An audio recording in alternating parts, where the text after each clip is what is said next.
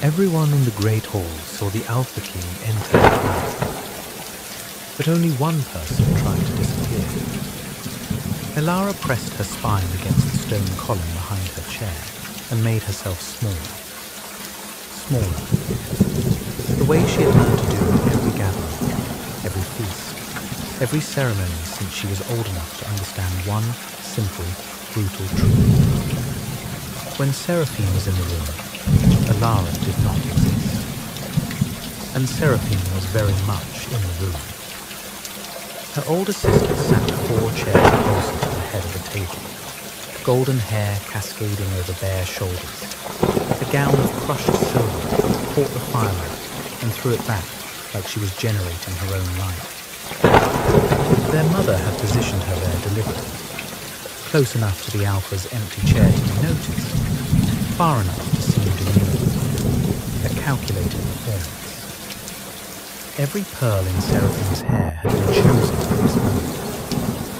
Elara's dress was brown, not chocolate or mahogany or any of the words her mother might have used if she cared. Just brown. The rest that said, she came with the family. Ignore her. And for 21 years, everyone had. Sit behind your sister, her mother had whispered at the door, fingers digging into Elara's arm hard enough to leave half-moon marks. If the Alpha King so much as glances in your direction, lower your eyes. You are not the daughter we are presenting tonight. Are we clear? Crystal clear. The same instructions she had received at every pack gathering since she turned 16. Seraphine was the offering. Elara was the shadow. But something was different about her. Something Elara couldn't name.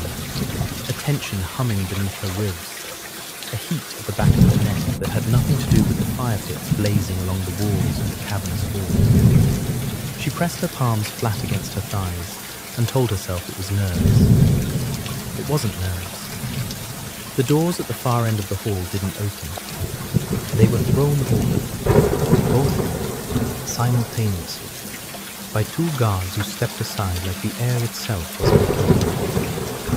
And Kael Draven walked through. The hall didn't fall silent. It collapsed into silence. The kind that has weight, that presses into the chest and holds the breath hostage. 300 wolves from 9 noble bloodlines, and not one of them dared to exhale. He was enormous. That was the first thing. Not just tall, though he was that, but built like something the gods had forged for war, and then forgotten to soften for peacetime. Shoulders that blocked the torchlight behind him, arms bare despite the cold, roped with muscle, and streaked with scars that caught the firelight like cracks in dark marble. A jaw cut from granite, half shadowed by the kind of stubble that suggested he hadn't thought about his appearance in days, maybe weeks. His eyes were the color of winter steel, pale, sharp, and utterly empty. That was the part that made Elara's breath catch. Not the sun, not the iron circlet resting low on his dark hair like it had grown there. Not the way every Alpha in the room visibly tensed when his gaze swept over them. His eyes. They were the eyes of a man who had stopped feeling anything for a very long time. Elara knew those eyes. She had seen them in her own reflection on the worst nights. The ones where her mother's words landed like fists, and Seraphine's silence hurt worse than cruelty ever could. The nights where she taught herself to go still inside, to freeze everything, because feeling was a luxury she could not afford. The Alpha King of the Iron North looked exactly like a man who had frozen solid and never thawed. I know what that costs, she thought before she could stop herself. I know what it takes to look like that. She dropped her gaze immediately, stared at the wood grain of the table, counted the knots. This was not her moment. This was not her moment. But that heat at the back of her neck was spreading. Kael walked the length of the table, Every unmated daughter in the hall held her breath. He passed Lady Marcelina of the Stone Ridge Pack, a stunning brunette in emerald silk, who tilted her chin up with practiced grace. He passed the twin daughters of the Southern Delta Alpha, mirror images of dark beauty and political ambition. He passed a red-haired woman whose father controlled the Eastern trade routes, her smile sharp and confident. He didn't look at any of them. The hall began to move. His beta, a scarred, broad-shouldered man named Tom, who trailed 3 steps behind, exchanged a glance with the nearest guard. Something was wrong, or something was happening that none of them had predicted. Cale passed Seraphine. Ilara's mother had a small, strangled sound. Seraphine's perfect smile flickered, just for a half before she recovered. But Ilara saw it. A crack. The flash of something almost human beneath the porcelain performance. And then the boots stopped, right beside Ilara's chair. She didn't look up. She couldn't.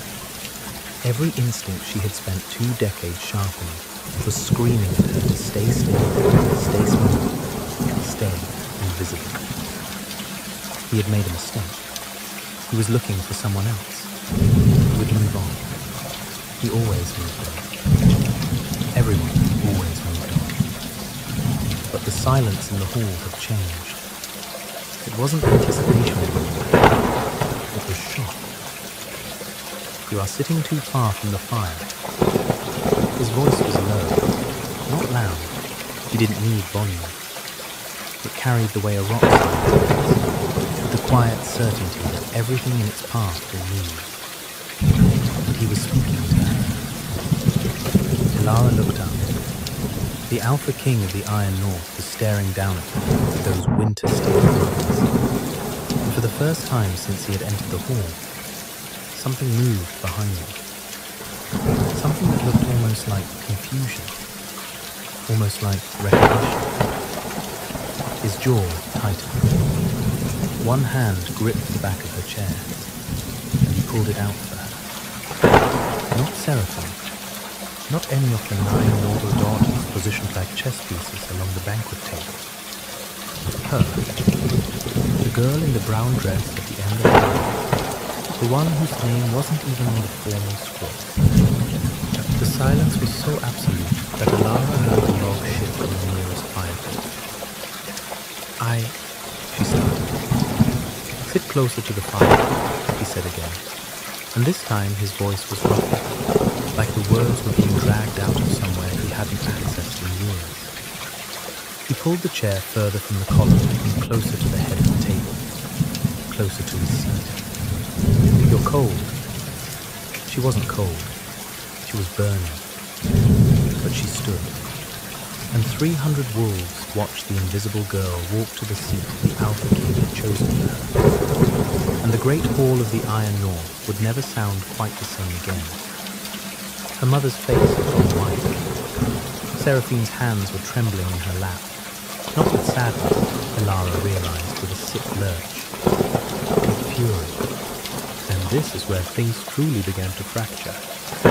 Because what no one in that hall knew, what Cale himself did not understand, was why his wolf had gone silent the moment he crossed the threshold. Why it had ignored every beautiful, powerful, politically strategic woman in the room, and locked onto the quiet one in brown like a compass finding north after centuries of spinning. The mate bond had not announced itself with warmth or light, or any of the gentle stories the elders told. It had hit Cale Draven like a blade between the ribs. And blades, as every wolf in that hall knew, could either save you or kill you. It depended entirely on who was holding the handle. The feast began, but no one was eating. Not really. Forks moved, goblets were raised.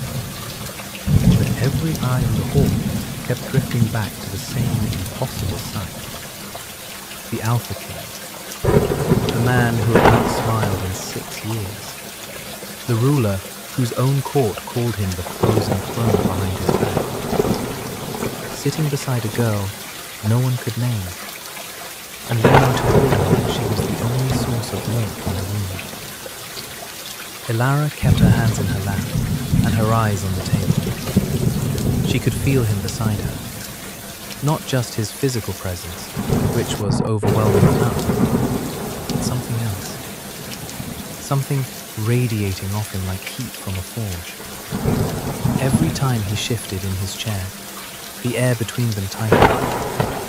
Every time he spoke to his beta or nodded to a visiting alpha, she felt the absence of his attention like a change in temperature.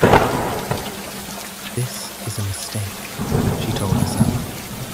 He'll realize. He'll look closer and see what everyone sees. Nothing worth stopping for. You haven't touched your food. His voice again, quiet enough that only she could hear. He glanced sideways and found him watching her with an expression she couldn't decode. Something between curiosity and a kind of careful, restrained intensity. Like a man holding a live coal and trying to decide if the burn is worth it. I'm not hungry, Your Majesty. You're lying. Your hands are shaking. She looked down. He was right. She pressed them harder into her lap. When was the last time you ate? The question was so direct, so devoid of ceremony, that it startled a truthful answer out of her before she could build a more acceptable one. This morning, my mother didn't think I would need a meal before the feast. She didn't expect me to be sitting here. Something moved through his expression, fast, dark and dangerous, not directed at her. His gaze shifted to the middle of the table where her mother sat, rigid as a statue. And for a moment, the steel in his eyes turned to something closer to iron, heated and forged. He said nothing, but he reached across the table, selected the heaviest platter of roasted venison and vegetables, and set it directly in front of her. Eat. It was not a request, but it wasn't a command either. Not the kind she was used to, the kind that came with consequences for disobedience. It was something stranger, a wall being placed between her and the thing that had been starved. Simple, immutable, non-negotiable in the way that shelter is non-negotiable. She ate, and across the table, her mother's knuckles went white around her goblet. The feast lasted 4 hours. During that time, Elara learned several things about the Alpha King of the island. He did not laugh, but the corner of his mouth moved a fraction when she quietly observed that the visiting Alpha from the western marshes was sweating despite the cold. Probably because he had been trying to catch Kale's eye all month and failed. He did not make casual conversation, but he asked her 3 precise questions. Her name, where she had grown up, and whether the scars on her wrist were from training, or from something she did not have to answer. She answered the first 2. She pulled her sleeve down over the third. He noticed. He said nothing, but his hand, resting on the table between them, curled slowly into a fist. And something else. Something she almost missed.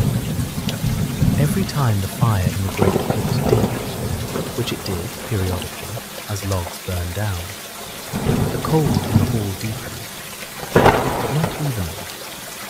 It radiated from Kale specifically, as though the temperature of the room was tethered to something inside him. When the cold surged, frost crept along the edge of his goblet. His breath clouded. The scars on his arms seemed to darken. And then she would speak. Some small observation, some quiet question, and the cold would recede. Not entirely, but enough that the frost on his goblet melted, and his shoulders dropped a fraction of an inch. No one else seemed to notice. Or perhaps they had stopped noticing long ago. Perhaps this was simply what the frozen town looked like, and everyone had accepted it.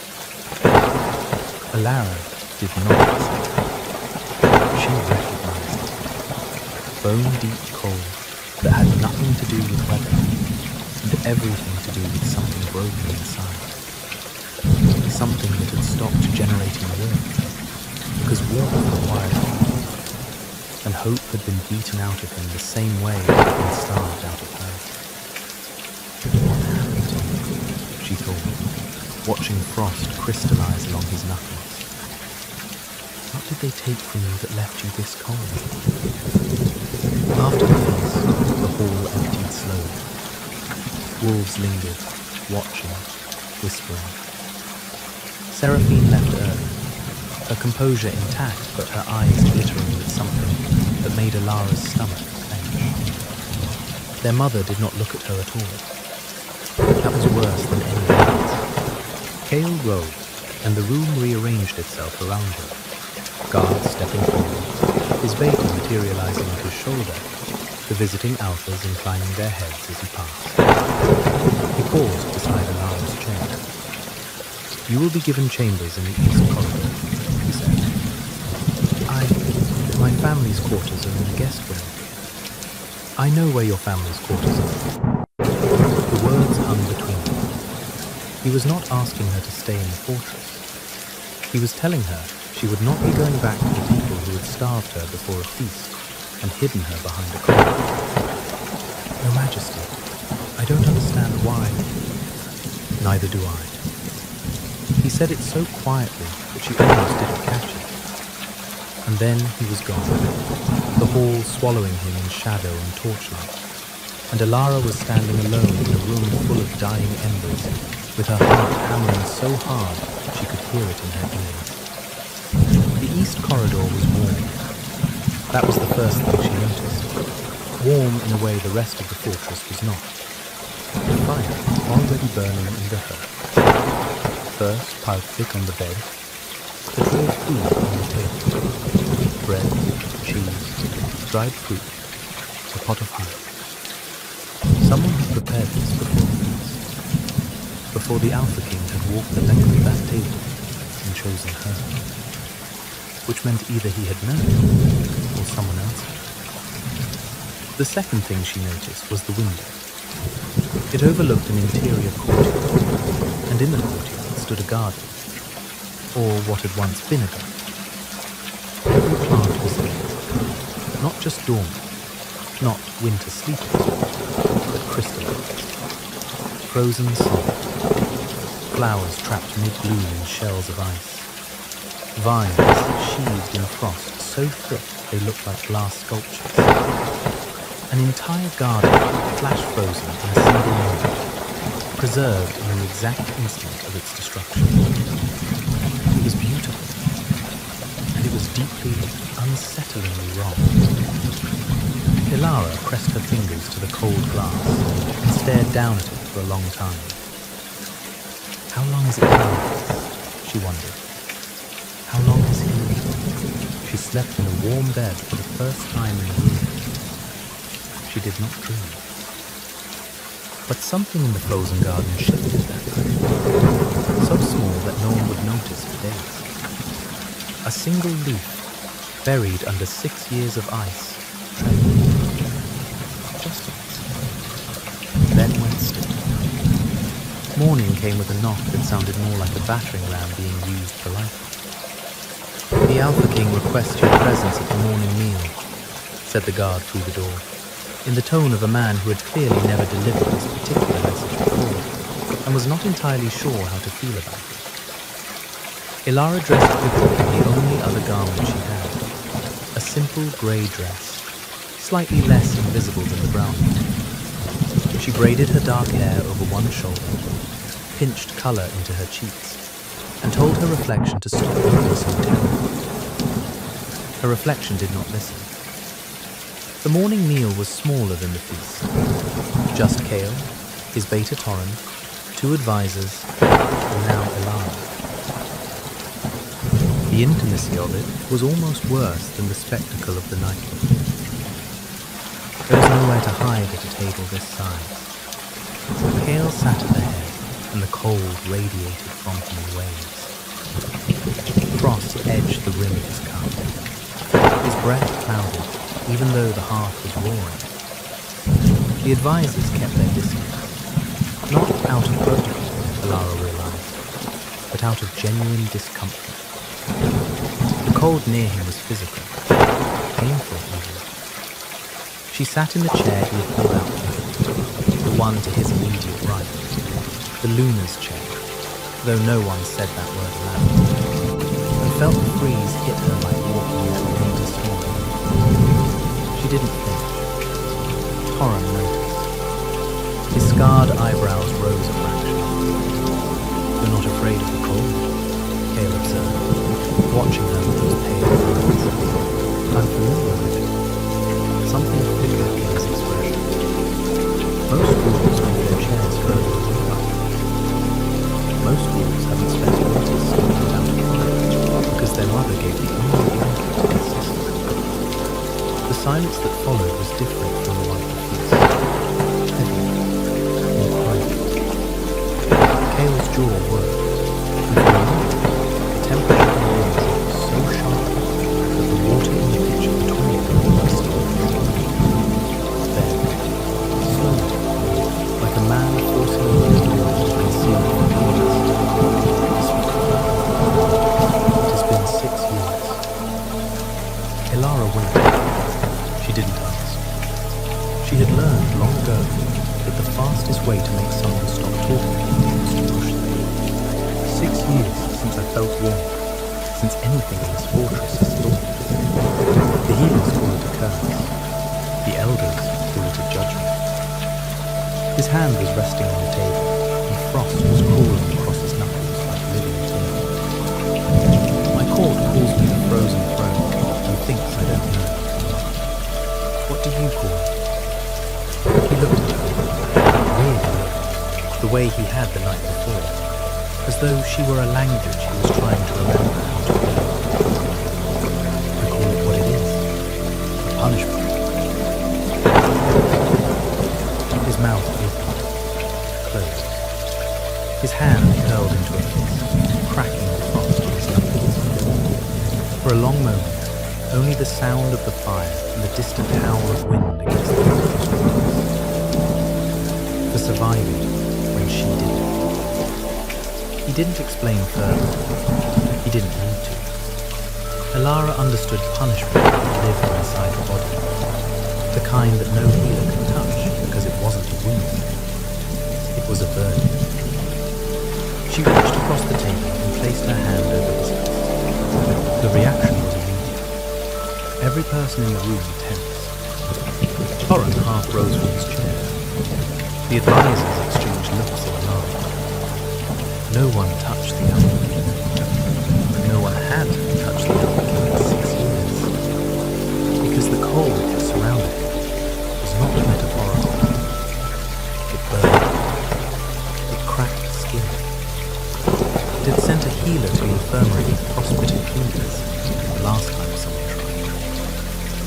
Alara felt the cold hit her palm like plunging her hand into a frozen river. It bit, deep, vicious. And for one terrible moment, she understood why everyone kept their distance.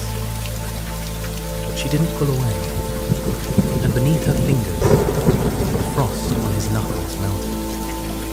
Not much, not dramatically, but enough that they both felt it.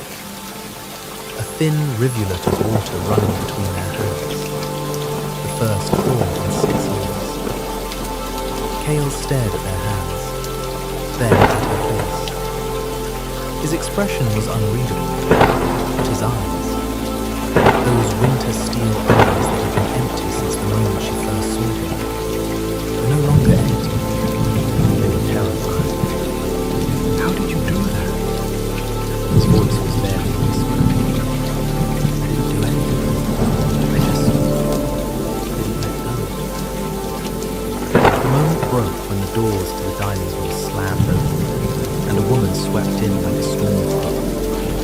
She was stunning, tall, sharp-featured, with white blonde hair pulled back in a severe braid, and a gown of deep blue that marked her as someone of significant rank. Her beauty was the kind that made one feel smaller, colder, less significant by comparison. It was the beauty of a blade. Lady Valen, Elara would learn later, daughter of the High Elf. The woman the pack had expected Chaol to choose. The woman who had been waiting 6 years for the frozen throne to thaw. Because when it did, she intended to be the one sitting beside it. Her gaze found Elara in the woman's chair, and something in her expression shifted from surprise to a cold, calculating fury that Elara recognized instantly. She had grown up with her. She knew what it meant. You are in my seat, and I will remove you from it. My king. Valen's voice was oversteered. I see you brought a guest for the morning table. How charitable. Lady Valen. Chaol's hand slid underneath her hands, slowly, reluctantly, as though the warmth was something he was physically unwilling to release.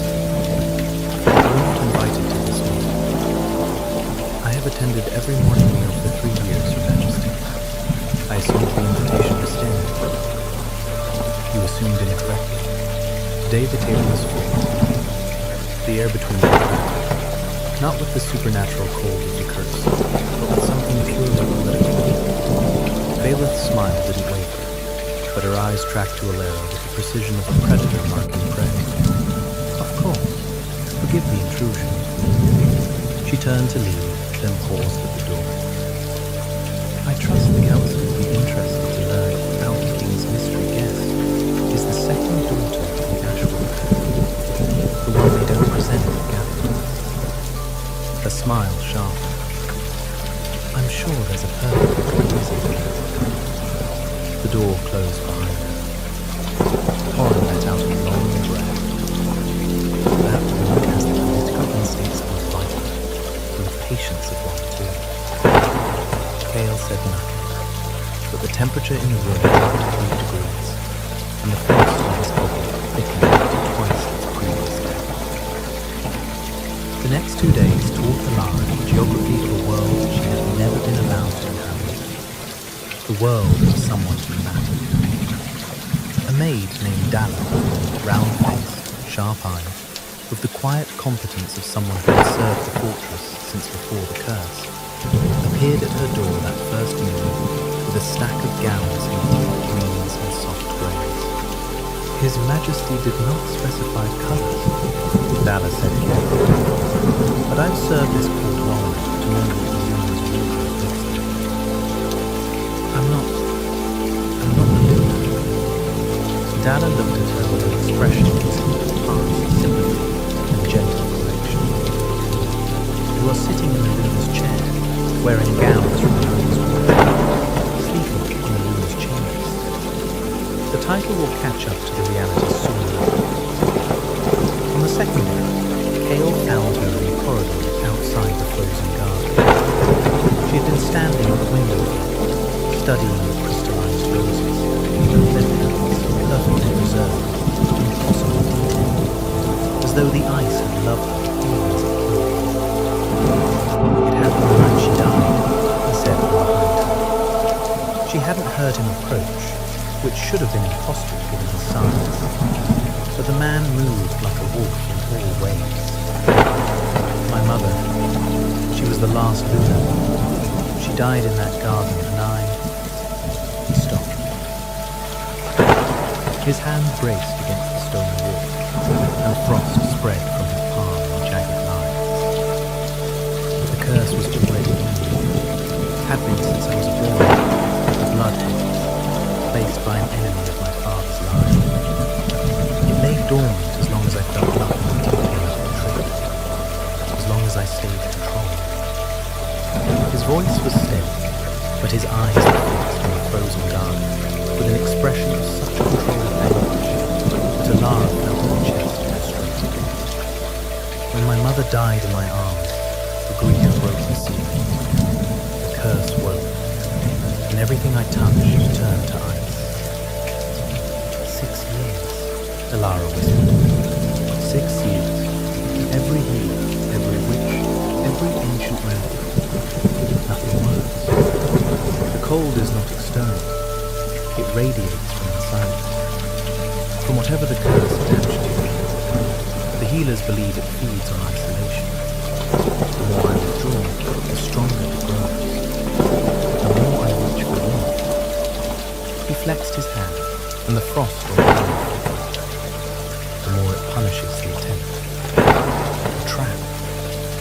Perfect. Suffer alone and freeze slowly. Reach for something and freeze them too. Elara turned to face him. He was close. Closer than she had realized. Close enough that she could see the individual crystals of frost forming along his jaw. The way his breath clouded between them. The tension in his shoulders that spoke of a man holding himself together through sheer, exhausted force of will. But the frost melted, she said quietly. When I touched your hand, it melted. His eyes dropped to her hand, then rose to her face. The conflict in his expression was so raw, it was almost violent. Hope fighting terror, fighting something older and deeper than both. He said, and I need you to understand, if the curse is reacting to you, if the bond between us is somehow connected to this, then being near you may be the most dangerous thing you've ever done. The curse will not simply let itself be broken. It will fight, and it will use everything it has, including you. His silence was the answer. She should have stepped back.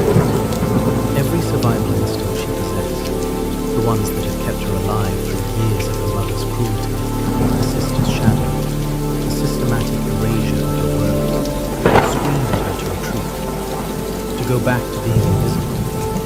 Invisible was sin. But she looked at the frozen garden, at the roses trapped mid-bloom, at the beauty preserved in the exact moment of its destruction. And she saw herself.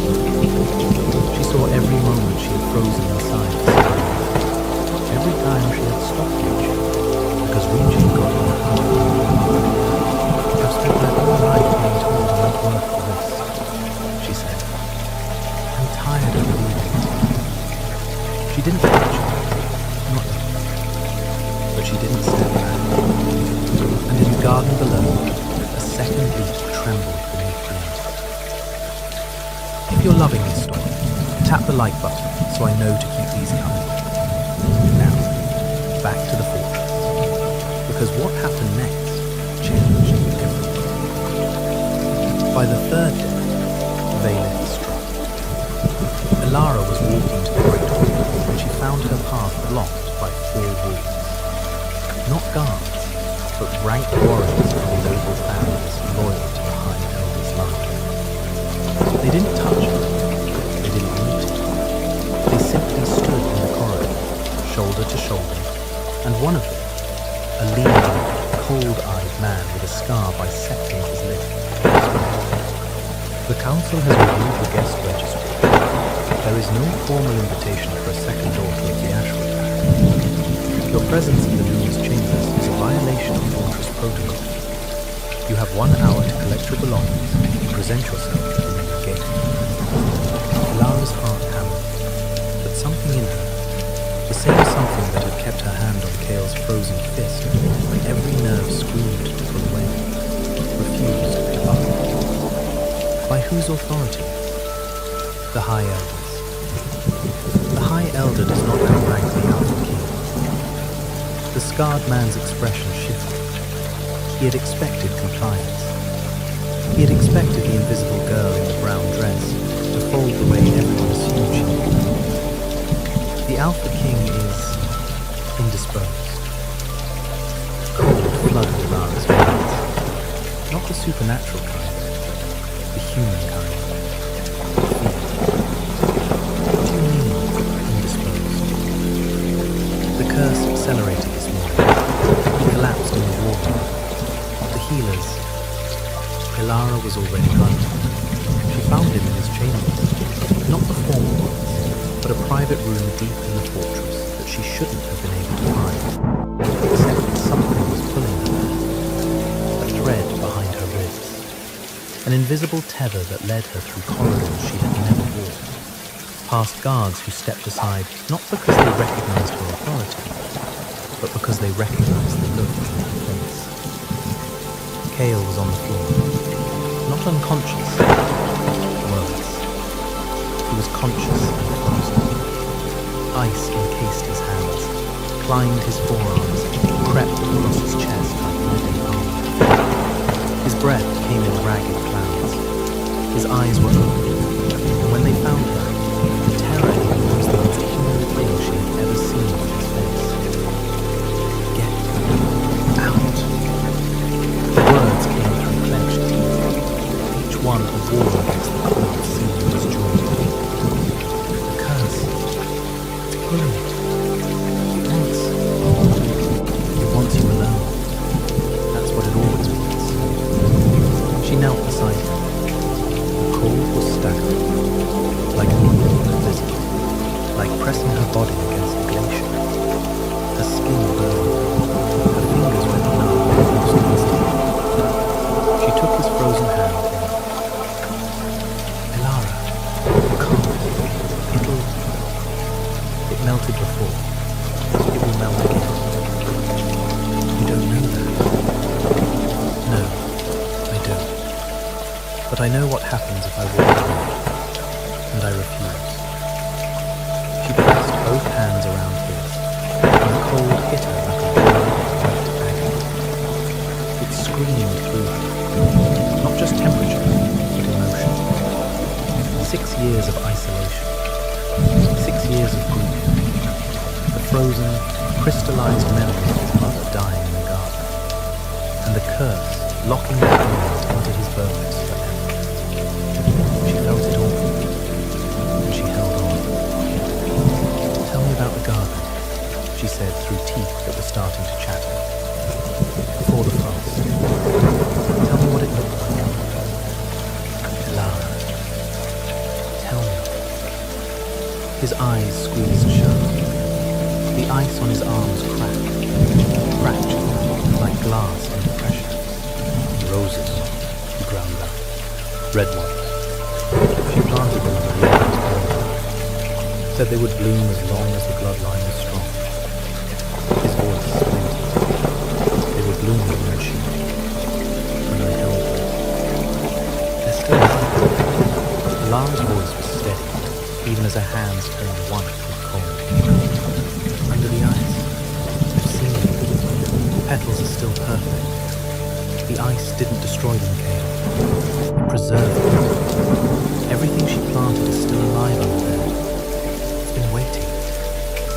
The crack was not physical.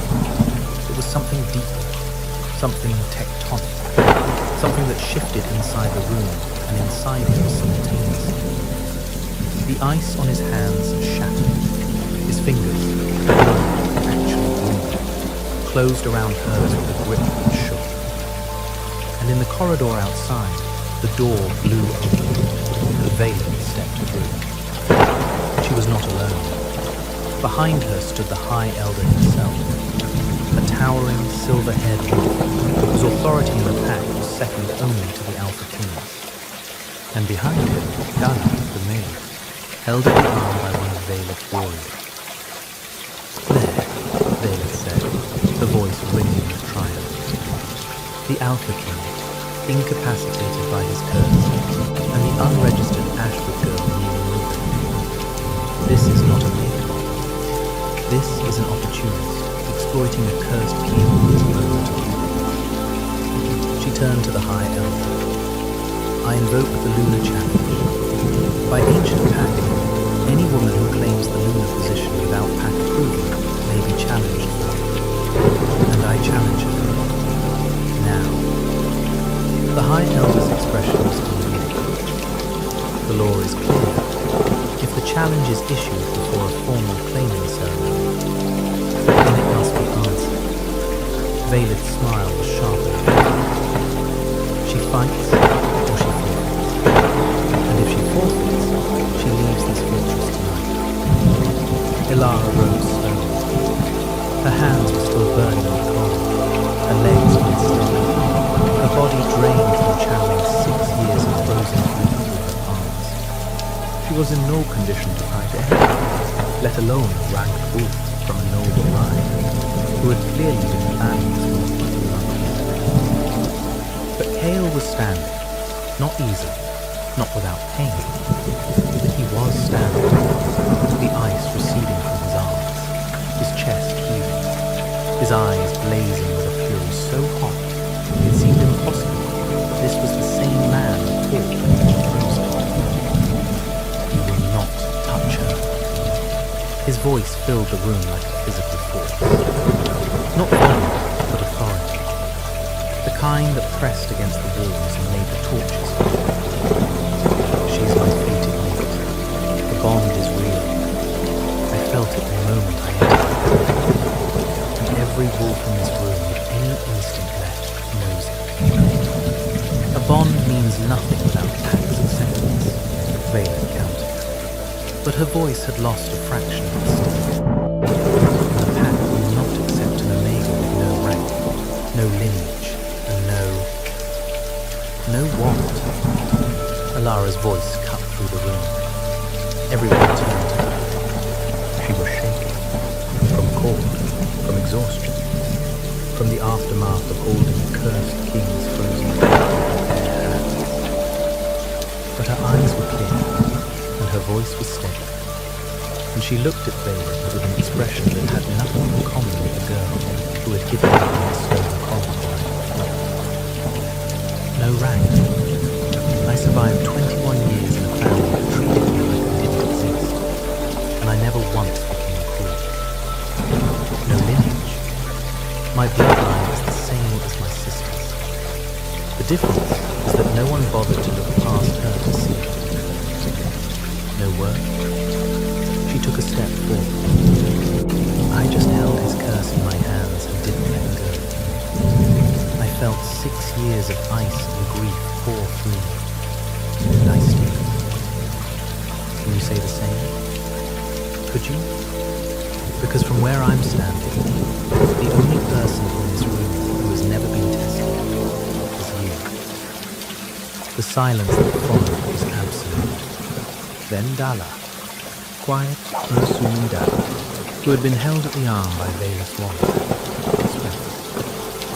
It might also interest the council to know that Lady Vaylid's personal healer has been supplying the curse with a focusing agent for the past 3 years. A blood tincture, brewed from Wolfbane and Shadowwood, delivered in the Alpha King's evening tea. I have the vials, I have the correspondence. I have been waiting for someone brave enough to stand in this room and not be afraid of it. The temperature in the room, but not from the curse, from Cain. He turned to Vaylid, and the woman who had plotted and schemed and maintained his suffering for 3 years saw, for the first time, what it looked like when the frozen throne burned.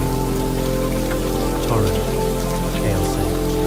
His voice was barely human. Take Lady Vaylid and the High Elder to the cells. Separate. The trial will be brought forward. You can't, Vaylid started. I am the Alpha. Each word landed like a hammer stroke. My word is law, and my word is that you will answer every day of cold, every night of suffering, and every vial of poison you fed to a man you claimed to serve. Take her. Vaylid was removed. The High Elder went quiet. His involvement, whatever its extent, would be determined at trial. The warriors who had blocked Elara's path in the corridor melted into the shadows, suddenly eager to be forgotten. And then it was just the two of them. Chaol turned to Elara, and the man standing before her was not the frozen throne. The ice was gone, not entirely, not from everywhere, but from his hands, his arms,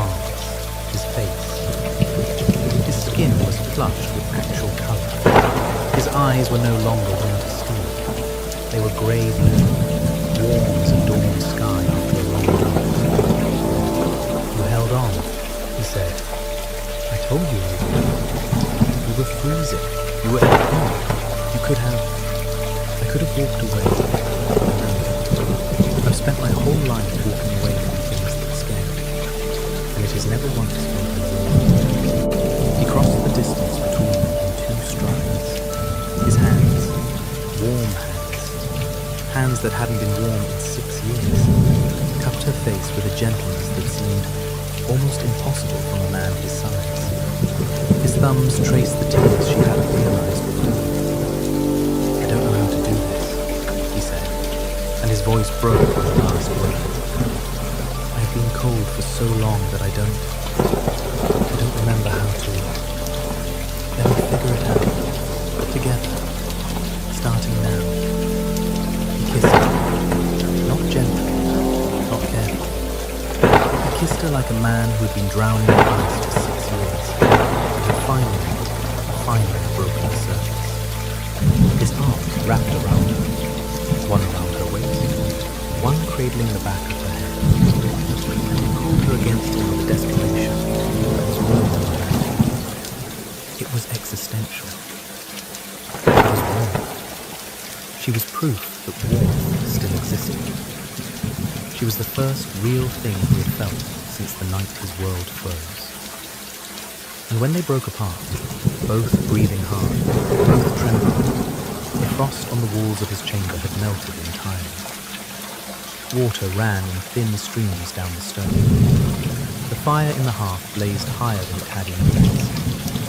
From somewhere deep in the fortress, a sound that no one had heard in 6 years. The drip, drip, drip of ice melting in the courtyard garden. 3 months later, the garden blew. Not slowly, not tentatively. It erupted. Red roses burst from stems that had been encased in ice for 6 years, their petals richer and deeper than anyone remembered. Vines unfurled along the courtyard walls. Herbs pushed through thawed soil. The garden that Kale's mother had planted the year he was born came back to life in a single week, as though it had been holding its breath and finally exhaled. Elara stood in the centre of it in the morning of her coronation. Luna of the Iron North, formally and publicly claimed before the entire pageant, and ran her fingers along a rose that was still wet with the last of the melted frost. The ceremony had been simple. Kale did not do spectacle. He stood before 300 dwarves and said her name, just her name, and then placed the lunar circlet on her head, with hands that did not shake, did not freeze, did not hesitate. The pack bowed, not all of them willingly, not all of them happily, all of them completely. Because the woman who had held the curse in her bare hands and refused to let go had earned something that no title could confirm and no challenge could take away. Vaelith's trial had been public, as promised. The evidence was damning. 3 years of wolfsbane torture, secret correspondence with an enemy pack that had placed the original blood hex on Kale's bloodline, and the High Elder's complicity in maintaining the curse to keep Kale dependent on the Council's guidance. Vaelith was exiled. The High Elder was stripped of rank and confined to the outer territories. The warriors who had served as their instruments quietly pledged their loyalty to the new Luna and hoped no one remembered their faces in the corridor that day. Dalla was promoted to head of the Luna's household. She accepted the position with the same quiet efficiency she brought to everything. And, if she allowed herself a small, satisfied smile when she passed Vaelith's empty chambers, no one commented on it. The fortress was warm now. Not just the Luna's chambers, everywhere. The great hall, the corridors, the war room. Fire burned the way fire was supposed to burn, and the cold that had seeped from Kale's bones for 6 years was gone. Completely, permanently gone. He still woke some nights reaching for the cold. Muscle memory, the ghost of a curse that had lived in him longer than some wolves lived in time. But Alara was there, her hand on his chest, her voice, and the cold found nothing to hold on to. On the morning after the coronation, a letter arrived from the Ashwood patch, from her mother. Alara read it in the garden, surrounded by roses. The letter was 3 pages.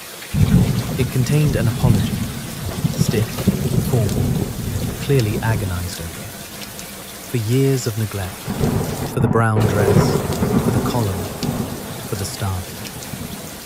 It contained a request to visit.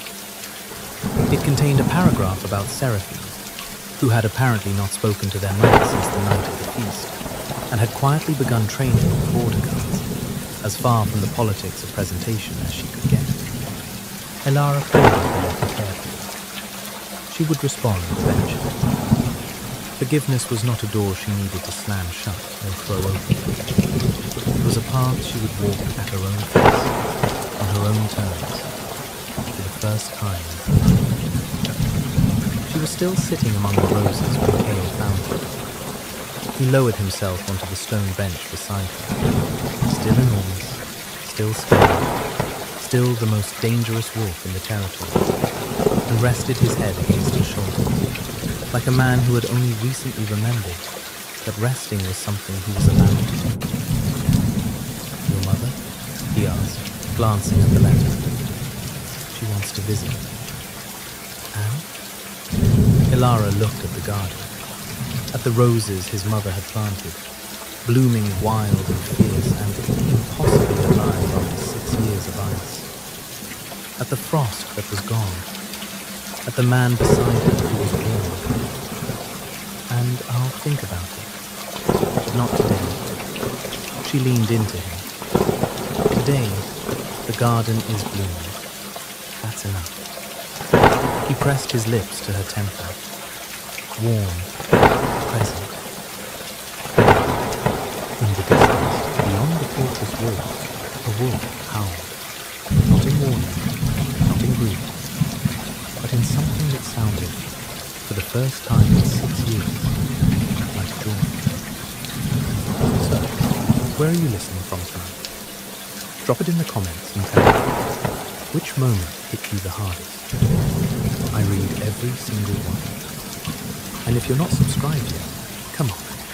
You know you want to be here for the next one. Hit that button